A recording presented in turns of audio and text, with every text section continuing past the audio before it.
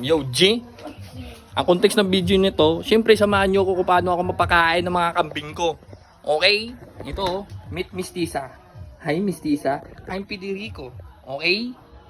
Dugag ko! Syempre, may nakita kasi ako sa may comment section na sabi niya sa last vlog ko na manifest na daw yung damo. Wala na daw makakain yung baka ko na si Salome. Siyempre, J, ito. Oh, kita nyo yan, J. Wala na talaga damo. Sobrang brownish na. Dahil to sa summertime saga. Oh, dahil sa summertime saga, hindi na umuulan. Nandun si Salome. Oh, nandito si Balbali. Oh, dito si Charming. Ay, siyempre, yung ginagawa ko, pinapakain ko lang cereals. Mamaya papakita ko sa inyo kung anong cereals na namin ko. Okay?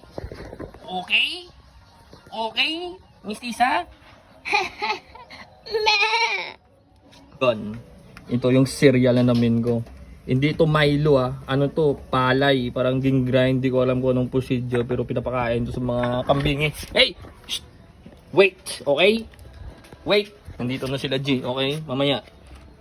Ito na sa G. Mukha siyang champurado. Pero kinakain nila to. Ano to Palay. Okay? Wait. Inihintay nila ako G. Wait nyo lang okay? Di ko lang alam kung anong tawag sa Luzon, pero ang tawag dito sa amin dito sa Iloilo, upa. Upa mais, upa palay, yan. Kinakain nila yan, pero yung pinapakain ko sa kanila ang upa palay. Dapat upa mais. Yun. Ito sila. Yeah boy. Yeah, uy Marie. Si Miss Tisa, si Balbali, si Federico. Sige. Sheesh. Yun yung pinapakain ko araw-araw. Pero dahil sa summertime saga, hindi umuulan. Kaya yun, sobrang tuyot na talaga yung lupa. Pati yung namin, balon namin, apektado din, pero okay lang. Basta, ang importante, mahal ka ni Lord. Tapos mahal ko yung nanay ko. Yung nanay ko si Bernadette lagi nang mamadyong. Oh, kita mo, Madyong nagluluto, madyong. Ay, sorry. Pero G, sa totoo lang G, hindi talaga ako eksperto sa mga paano mag-alaga ng hayop. Sa totoo lang si Erpat talaga nag-alaga ng mga hayop dito. Siya talaga tender loving care sa mga kambing niya, tsaka yung baka niya si Salome.